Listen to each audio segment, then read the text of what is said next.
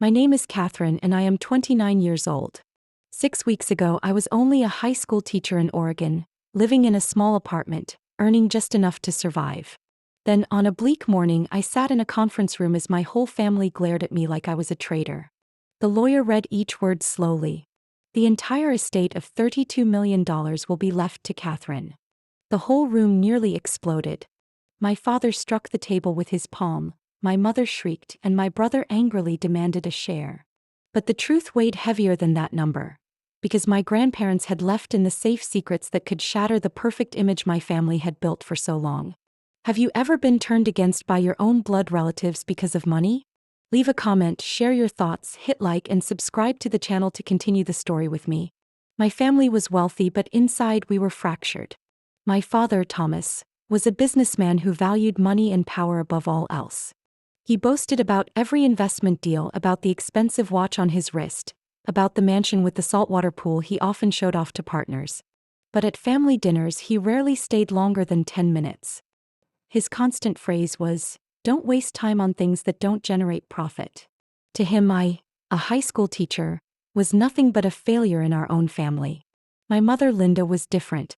She cared about appearances, about how others saw our family. Every weekend she had her schedule at the golf club, tea parties with her high society friends. In her eyes I was the embarrassment. Once, in the middle of a family party, she said bluntly in front of the guests, "Catherine chose teaching, what a shame."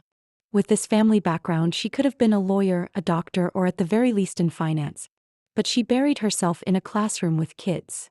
I remember forcing a smile, but inside I shattered. My brother, Ryan, 31 years old, was once called the golden heir. My parents placed all their hopes in him. Ryan grew up spoiled, never worrying about anything on his own. After college, he was given millions for startups. But the e-commerce app failed, the biotech startup collapsed, and even a blockchain project went under in just 6 months. Each time he failed, he came home waving his arms, shouting, "I need more funding. Next time will be a success." And my father, as if reading from a script, always replied, "All right, Ryan. I'll take care of it." I watched my brother being treated like fragile glass while I was invisible in the same house. My Aunt Carolyn, my father's younger sister, was another story. She never had a stable career. She lived off my grandparents, Edward and Margaret, her whole life. Every holiday she appeared in a dazzling dress, clinging to them, crying, "I don't know what I'd do without you two." But right after came requests: tuition for her son, a loan for a car, or medical bills for a sudden illness. My grandparents always helped, but I knew they understood her dependency very well. In the middle of a family full of schemes and calculations, I found my only anchor: my grandparents, Edward and Margaret. They lived so simply it was hard to believe, considering the fortune they owned. Their 3-bedroom wooden house on the outskirts of Oregon was always filled with the scent of baked goods. Grandpa Edward often took me out to the small garden, teaching me how to grow tomatoes, green beans, and zucchini. He patiently showed me how to check if the soil was moist enough, how to stake plants so the wind wouldn't knock them down. I still remember those summer afternoons when he held his old gloves, his voice ringing like a life lesson. "Catherine, planting seeds is like planting trust. However you care for it, that's what it will give back to you." Grandma Margaret was gentle and skillful. She taught me cooking, sewing, and especially loved taking me camping in the nearby national forest. Once, when I fumbled and couldn't get the fire going, she only laughed, "It's all right, every flame needs patience. Life is the same way." She and Grandpa never made me feel useless or inadequate. On the contrary, they gave me the sense that I had value simply because I was me. Those memories were nothing like the atmosphere in my parents' house. In their luxurious mansion, dinners were always rushed and tense. The clinking of silverware against porcelain echoed coldly. Every conversation revolved around profits, stocks, or social ties to maintain. I once tried to share about one of my students, a poor boy but eager to learn, but my father cut me off. "Children's stories bring no value, Catherine." I will never forget my 18th birthday. While Ryan was handed a bright red sports car, I received nothing more than an envelope from my parents. Inside was a printed greeting card with no handwritten message. I quietly went outside, drove off in my grandparents' old car to get ice cream, then returned to their home to blow out candles. They sang happy birthday to me with raspy but warm voices. And in that moment I knew who my real family was. Years passed and the distance between me and my parents only grew. They saw my choice to become a teacher as a failure. But I saw it as the only path that made me happy. My grandparents paid all my tuition so I wouldn't carry student debt. They were overjoyed when I said, "I want to teach children, I want to see them grow up kind." Meanwhile, my father shook his head, mocking, "That's not a career for an Alexander." He looked at me like a negative number on the family balance sheet, producing no profit, contributing nothing to the Alexander brand. I had grown used to being looked down on, but that only made my grandparents' love more priceless.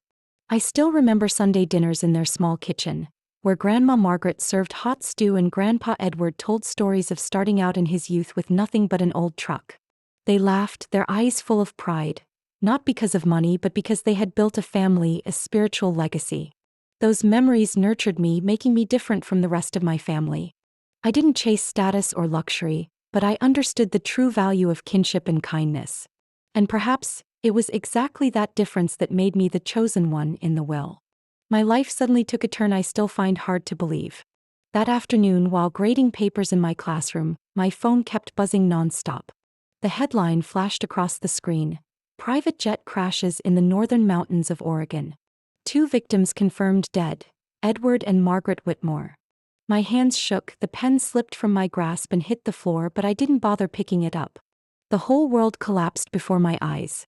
My grandparents, the 2 people dearest to me, were gone so suddenly, leaving behind an emptiness nothing could ever fill. I remember that night clearly. I drove to their house, stopping at the familiar wooden gate. The porch light was still on, but inside, there was only suffocating silence. I sat in my car for hours, unable to step in, afraid to face a house with no laughter anymore. The funeral was held 3 days later in an old stone church. The rain fell lightly, the sky gray as my own heart. Outside, hundreds of white wreaths were sent, the words in loving memory from people I had never once heard my grandparents mention. Local media was there too, taking photos, reporting on the passing of the wealthy yet humble couple. They spoke about the success of Alexander Logistics, about the legacy my grandparents left behind for the community. But none of them knew the greatest gift my grandparents had given me wasn't measured in numbers, but in the love and protection they had given me for nearly 30 years. Inside the church, my family sat in the front row. My father, Thomas, wore an expensive black suit, but his eyes weren't red at all. He occasionally glanced at his watch as if waiting for the service to end so he could get back to work. My mother, Linda, hid half her face behind a black veil, dabbing her eyes now and then with a tissue, but I knew it was only a performance. She always feared how others looked at her, feared the press capturing an improper moment. My brother, Ryan, sat across from them, arms crossed, his face showing clear boredom. Instead of bowing his head in respect, he was secretly tapping on his phone, likely scrolling through stock platforms or chatting with friends. My aunt, Carolyn, was the one who drew the most attention. The moment she entered, she burst into tears, clutching her chest, wailing as though this was the greatest loss of her life. Her cries echoed through the sanctuary, making people turn with sympathetic glances. But I knew she hadn't visited my grandparents in years. Every meeting had been about money. And strangely, the more cameras pointed her way, the harder she wept, her shoulders shaking theatrically. I sat in the back, near the dark wooden casket covered in white lilies. I wanted to step forward to hold their hands one last time, but my legs felt bound. All the lies, all the false faces around me made the grief choke me even more. I bit my lip hard to keep from sobbing aloud. After the service, while people gathered outside in the churchyard, I quietly slipped to the back, searching for air. No one noticed me, nor did they care to. And just then a middle-aged man approached. He looked to be in his 60s, hair mostly gray but his posture still strong. I had never seen him before.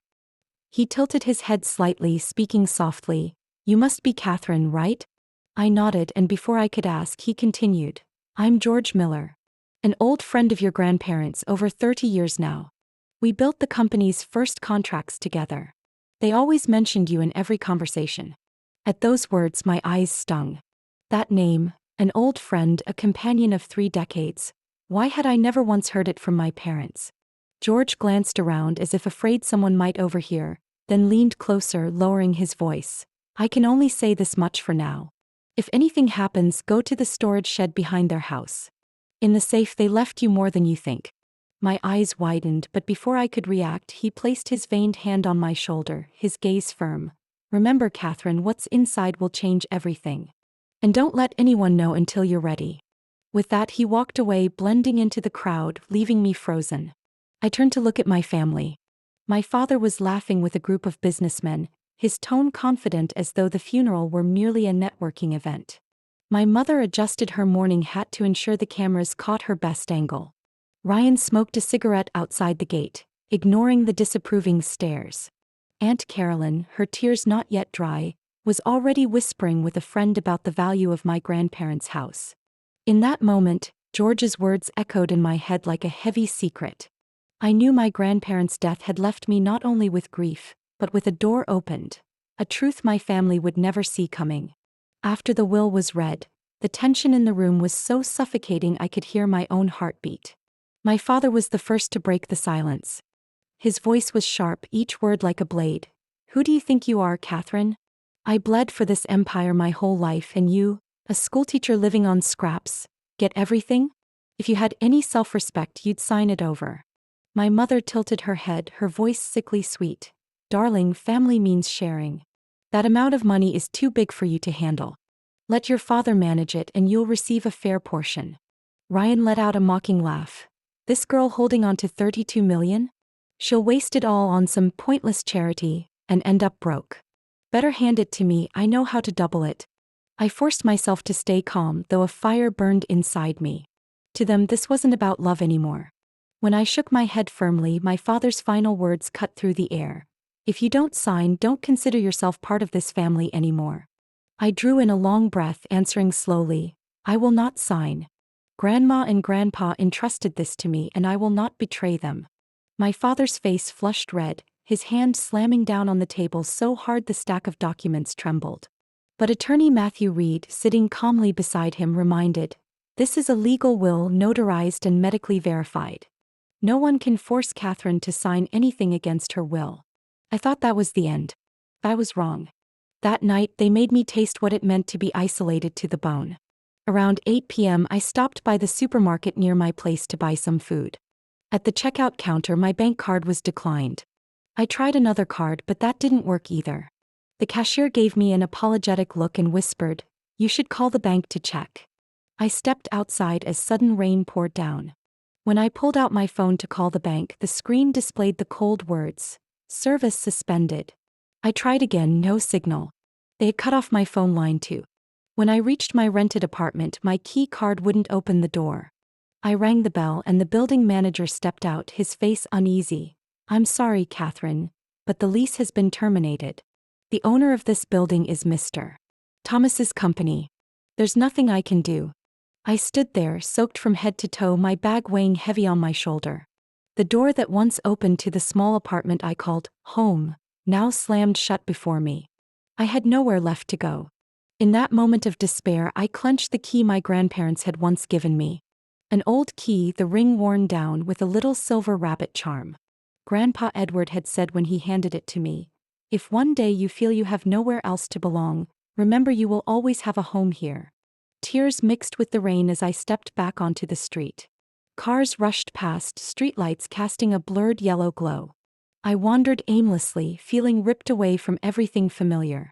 No money, no phone, no home. I had been turned into a homeless outcast by my own flesh and blood.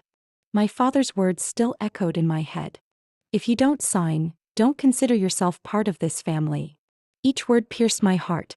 I didn't know if I was trembling from the cold, the rain, or the pain of being cast out by my own kin. I remembered the look in Attorney Daniel's eyes before we parted. He looked at me with worry, as if certain my family wouldn't stop at threats. I should have listened to him, gone straight to my grandparents' house then. But my heart still naively believed my parents were just angry, that things would cool down in a few days. And now, in the freezing rain, I knew I had been wrong. I dragged myself to the bus stop, sitting on the drenched metal bench. My whole body was numb with cold, but my mind spiraled around one single question. Had they planned all this from the start? Or was it because I refused to sign? Next to me, a homeless man curled up under a torn blanket, gave me a strangely understanding look. I suddenly realized I had nearly fallen to the very bottom of society. I left the apartment that stormy night, my body frozen but my heart burning. The old key with the silver rabbit charm from Grandma Margaret became the only thing I gripped tightly. The streets blurred in the mist, but I knew exactly where I needed to go. My grandparents' old house in the suburbs. The road there was so familiar that every turn, every row of trees along the way brought back childhood memories. When the car stopped at the wooden gate, my chest tightened. The porch light was still on. The one Grandpa Edward had always set on a timer each night, so the house would always look lived in. Tonight, that light felt like a warm hand guiding me home. My hands trembled as I turned the key, the door swung open, and the familiar scent flooded over me, blurring my vision. The smell of pine, Grandma's lavender perfume, the aroma of baked goods soaked deep into the wood. I stepped inside, each slow step careful not to disturb the silence. The storage shed behind the garden was a place I had never paid much attention to. But George's words at the funeral echoed in my head. If anything happens, check the safe in the shed. I grabbed a flashlight and pushed open the creaking wooden door. Dust covered everything, yet it was still tidy. In the corner, under an old tarp, sat a gray safe. On it was a note in familiar handwriting. For Catherine. When you are ready. I took a deep breath and turned the key. The safe opened, revealing stacks of leather-bound journals, several thick envelopes, a small blue velvet box, and a tiny silver USB drive. I pulled out one journal first. The pages were yellowed, but Grandma Margaret's writing was still neat. May 15th. Richard came again. After 7 months of silence, the first words out of his mouth were about funding. When we refused, he grew angry, accusing us of favoring Catherine. But Catherine has never asked us for a single dollar. She comes with baked goods with simple stories. We know Richard no longer shares our values. On the next page, her words sighed across the paper. Ryan called again for help, another aimless project. He wanted $500,000. When Edward asked about the plan, he hung up. Our hearts feel heavy.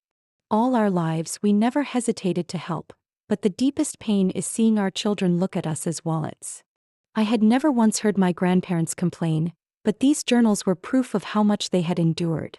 I opened the first envelope.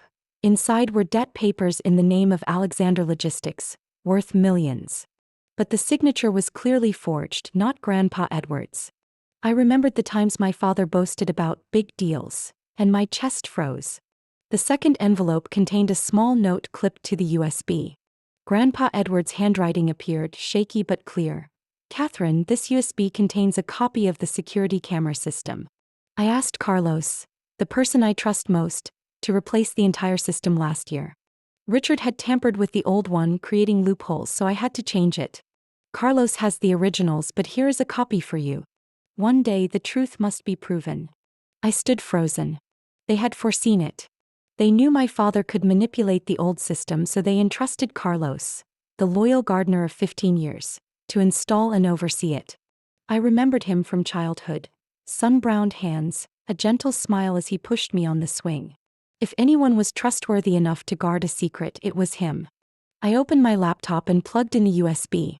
A long list of files appeared, each labeled by date. I clicked the most recent one, the day of the funeral. My heart nearly stopped. The footage showed my grandparents' bedroom. My mother, Linda, walked in with Aunt Carolyn. Carolyn whispering, "Hurry, Linda. We don't have much time." My mother opened the jewelry cabinet, her hand trembling but deliberate. She took several small boxes, slipping them into her purse. When footsteps passed outside, she quickly wiped her eyes. Then she and Carolyn pretended to close the cabinet and left. In front of everyone, they wept and acted heartbroken. Behind their backs, they coldly stole Grandma Margaret's last keepsakes. I clicked another file. The living room came into view. My father sat alone, the desk lamp casting a long shadow. He flipped through a stack of papers and signed quickly. I zoomed in. It was a forged signature under Grandpa Edward's name. Undeniable evidence. I covered my mouth, tears spilling down. The very people who had called me selfish, who had pressured me to sign everything away, were the ones betraying my grandparents on the day of their farewell. Finally, I opened the blue velvet box. Inside was a handwritten letter. "My dearest Catherine, if you are reading this, it means we are gone. Do not fear the truth. We have prepared everything to protect you.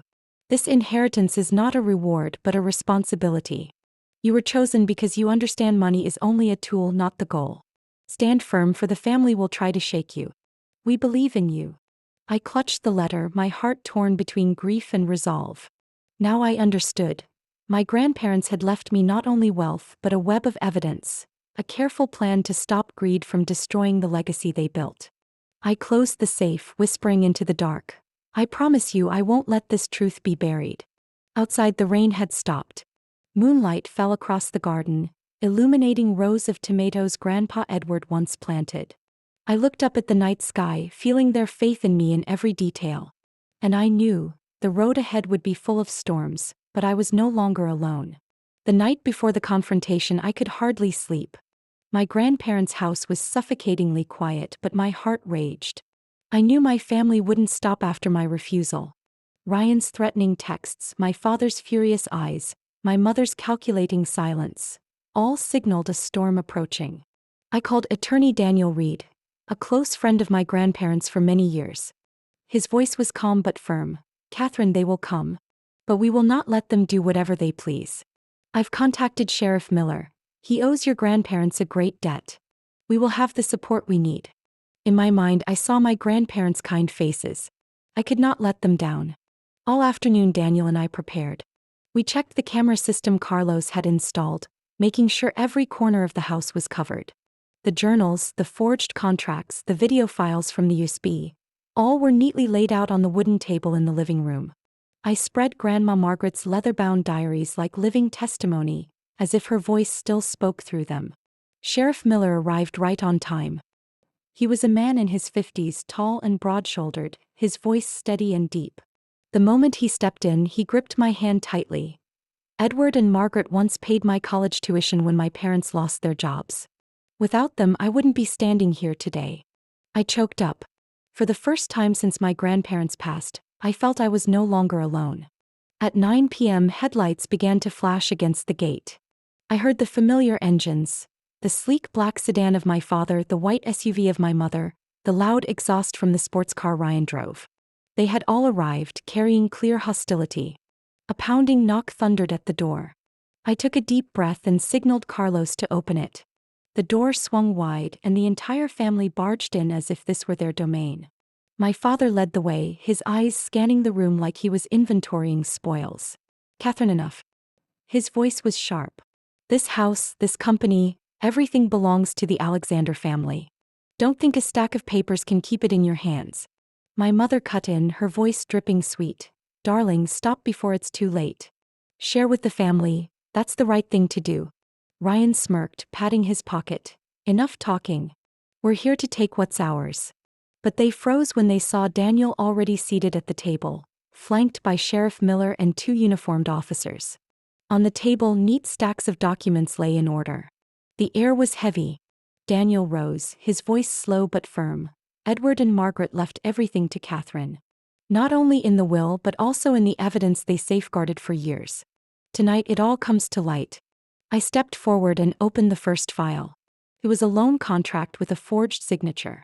I handed it to my father, meeting his eyes. Dad, this is a forgery. They knew and they kept everything. His face drained, but he still shouted, lies. This is a trick. I played the video from the USB on the large screen. Footage appeared of my mother sneaking into the jewelry cabinet on the day of the funeral. Carolyn stood at the door urging, hurry up. I saw my mother clutching her purse strap, her face flashing panic, then flaring red with fury. That's fabricated. She screamed. Cameras can be tampered with. Sheriff Miller's tone was firm. This system was installed by Carlos with timestamp verification and originals preserved. It cannot be faked. I laid Grandma Margaret's journals on the table. I read aloud passages, her voice echoing through her handwriting. Richard sees us as wallets. Ryan calls demanding capital with no plan. Linda mocks our simple life, saying it embarrasses her. Only Catherine comes to us with real love. The room fell silent. I saw Ryan bow his head while my father clenched his jaw so hard his temples throbbed. Enough. My father roared, slamming his hand on the table. This is nothing but scraps of paper. Daniel remained firm, producing another file. And here is proof of the funds you siphoned from the company account. If necessary, we'll take this to court." Sheriff Miller nodded in confirmation. "From everything I've seen here, there's more than enough grounds for a criminal investigation." The words struck like a gavel. My father's face turned ashen, my mother shrank back into her chair, and Ryan slammed his hands on the table, shouting, "No way. We're family. How can outsiders interfere in family matters? Family does not mean betrayal is allowed. Grandpa and Grandma chose me, and I will not betray them." The room grew so heavy I could hear the rain outside. My father shot to his feet, pointing straight at me. "You'll pay for this." But I no longer trembled. Behind me were Daniel, the sheriff, and the truth my grandparents had left. I knew the balance had shifted. The room sank into a weighted silence after Sheriff Miller declared, "There is enough to open a criminal investigation." All eyes turned toward me as if waiting for my final verdict. I felt I wasn't just standing in a property dispute, but at the line between kinship and betrayal. Suddenly Ryan, the brother once so arrogant, the golden heir, stepped forward. His face pale, his hands trembling. And then, to everyone's shock, he collapsed to his knees in the middle of the living room, tears spilling, voice breaking. "Catherine, please don't destroy everything. I was wrong. I know I was wrong. I only want one chance to make it right." His voice cracked, stripped of all pride. I looked at my brother, the boy who had been coddled all his life, shielded so much he never knew failure. For the first time I saw Ryan broken not by a failed venture but by the truth of who he was. Before I could respond, my mother, Linda, stood. She adjusted her shawl, turned her back, and gazed out the window, her face cold. I understood. She felt no remorse. What pained her was not guilt, but shame at being exposed before those who once admired her. My father, Thomas, remained seated, eyes bloodshot, hand gripping his empty glass. After a long silence, he let out a heavy sigh and spoke in a hoarse voice. "Catherine, listen to your father. I know things have gone too far. But everything can be fixed. Let me handle this. We can find a way to negotiate. Family should not destroy itself." He extended his hand as though offering rescue. But I saw in his eyes not repentance but fear of losing control. And I realized, this moment was the proof of everything my grandparents had foreseen. What I need, my voice rose, slow but steady, is not money nor negotiation. What I need is the truth. All eyes locked on me. I continued, my voice trembling with emotion but unwavering. They gave me the strength to stop being afraid. They left me not only wealth but the belief that truth matters more than anything. I cannot pretend nothing happened. I cannot forgive in exchange for a fake family dinner. I looked at Ryan, my heart aching. He was still my blood. But I knew unconditional forgiveness meant allowing them to repeat it all again. I turned to my father. "You say things can be fixed, but how many times have you promised that before? They gave chances again and again, but you never valued them." He remained wordless, his gaze shifting with hesitation before freezing over, his eyes flickering with hesitation before hardening cold again. I turned to my mother, my voice breaking. "Mom, the most painful thing is that you never saw me as a source of pride. You saw me as an embarrassment to hide. And today you stand here not grieving them but grieving what you think you deserved." She didn't answer, only gripped her purse tighter, her eyes still locked on the window. "I will not tear anyone down. I do not seek revenge. But I will draw a clear boundary. From this moment on, any financial support from me ends. If you want a relationship with me, it must begin with respect and honesty, not money." My words cut like a blade through the ties that had bound me for so long. Sheriff Miller rose, his voice stern. "And if any of you continue to exploit, forge, or threaten, this is no longer family business. This is crime." I knew I had chosen the hardest path, not swallowing anger and pretending nothing happened, not crushing them for a hollow victory. I chose boundaries, letting truth be my only shield. In that moment I felt more grown than ever. No longer the little girl hiding behind my grandparents, but a woman who could stand on her own, even when her whole family turned away. After the tense confrontation, I walked out of the living room feeling hollow. I knew they wouldn't change easily. But surprisingly, I didn't feel loss. Instead, I realized I had freed myself from an invisible shackle that had weighed on me since childhood. In the days that followed, I began to heal little by little. I didn't rush to celebrate, nor did I indulge in enjoying the inheritance. Instead, I went to my grandparents' desk, opened each journal, reading again and again the words reminding me of the value of kindness and responsibility. In every page, I felt their voices guiding me. Use what we left you to do good. I began by establishing the Margaret Edward Foundation. Attorney Daniel helped me complete the legal procedures, and I decided to dedicate $12 million to scholarships and community support programs. When I signed the commitment, I felt a weight lift off my chest. That massive sum was no burden anymore. It had turned into an extension of my grandparents' dreams. It had become an extension of my grandparents' dreams that they never had the chance to finish. On the day of the foundation's launch, I stepped onto the stage in the small auditorium of the local high school. In front of me were eager students, emotional parents, and my familiar colleagues. I spoke, my voice trembling but firm. My grandparents taught me that money does not define a person's worth, but it can be a tool to change someone else's life. Today, I want to give what I was fortunate enough to receive: opportunity. When the large board showing the funds total was revealed, the entire hall erupted in applause. I saw the bright eyes of a few of my former students, brilliant kids who had always feared they couldn't continue their studies because of financial hardship. In that moment, I knew I was on the right path. I continued teaching at the elementary school. Many people were surprised, asking why I didn't quit when I had such an inheritance. But I never wanted to leave that work. Standing in front of a classroom, hearing children stumble through reading aloud or squeal with joy when solving a math problem, that was my true happiness. The only difference now was that I had faith and motivation. I wasn't just teaching words, I could change lives. Every morning, I brought in new books, boxes of crayons, and supplies the school budget could never afford before. I placed a small bookshelf in the classroom with a sign, "Grandma Margaret's Library." When the children eagerly borrowed books, I remembered her sitting on the porch, eyes glowing each time she turned a page. I didn't stop there. I transformed my grandparents' home into a community space. The cozy living room became a place where underprivileged kids could study for free on weekends. The old shed where I had found the safe was renovated into a computer room with new laptops, so kids could access technology. The backyard, where Grandpa Edward once grew tomatoes and zucchini, was now a shared garden where students and neighbors planted, harvested, and shared food together. On the first day it opened, I stood on the porch watching the children run through the garden, their laughter filling the air, and I felt like I was reliving my childhood. Only this time I was carrying on my grandparents' legacy.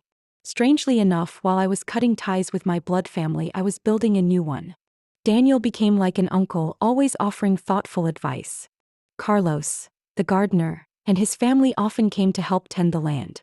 Dorothy, the old housekeeper, still visited 3 times a week, this time not for work but for love.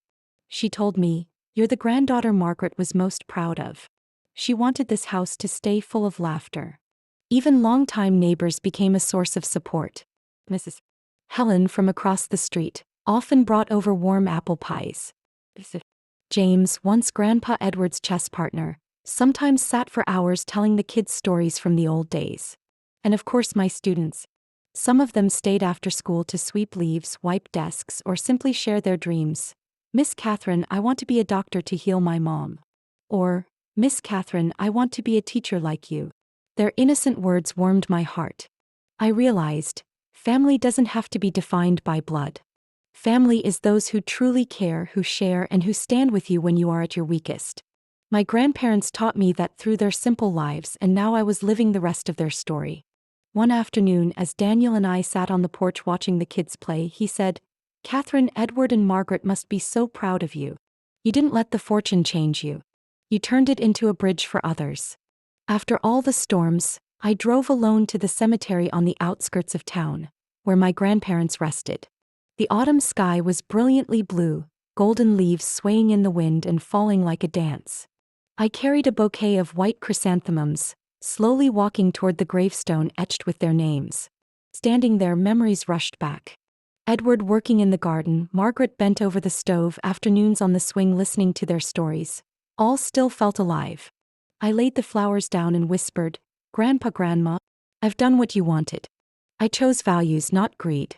I've kept this legacy the way you hoped." A soft breeze rustled, dropping golden leaves onto my shoulder. I looked up, sunlight breaking through the trees so bright it blurred my eyes. In that moment, I felt as if they were nodding in agreement, silently watching over me. The loss was still there, but it had turned into strength, into a new current running through my life. I whispered one last promise. I will continue for you and for those who need a chance. That afternoon, I returned to my grandparents' home, now the community center and headquarters of the Margaret Edward Foundation. Chairs were neatly arranged in rows across the yard. On the tables were scholarship certificates for 20 students. Bright flags, cheerful voices, and laughter made the once empty house feel alive. I stepped onto the small stage, looking down at rows of children and families. Many parents wiped away tears, while kids held certificates with eyes shining like stars. My grandparents taught me that wealth only has value when it serves the community. Today that dream is real. These 20 scholarships are not just money but trust, hope, and the chance for these children to go further, to live fuller lives. Applause thundered through the hall. A little girl with neatly braided hair in a simple dress ran up and hugged me tightly. She looked up, her face streaked with tears, whispering, "Miss, because of you I can go to school. Mom says she doesn't have to worry about me dropping out anymore." I held her close, my heart overflowing. In that moment, I understood the true meaning of my journey. Not the disputes, not the numbers in a bank account, but this grateful gaze, these small arms around me. After the ceremony, I walked around the yard, watching the children play in the garden. Some asked curiously, "Miss Catherine, did you plant this tree?" I laughed, patting their heads. "Grandpa Edward planted it long ago. Now let's take care of it together, so next season we'll have more vegetables for your meals."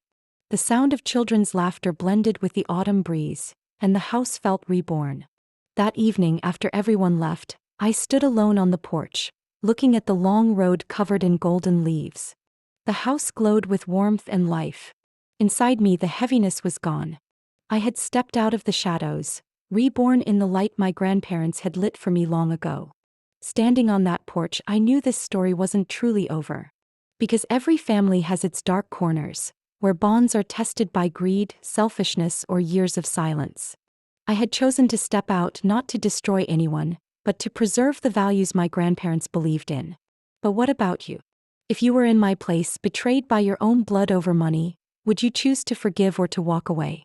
Do you believe that kindness, not wealth, is the greatest legacy we can leave behind? Share your thoughts in the comments, because every story, every experience you have could be the light for someone else. Don't forget to hit like and subscribe so you won't miss the next stories about family, kinship, and the profound lessons of life.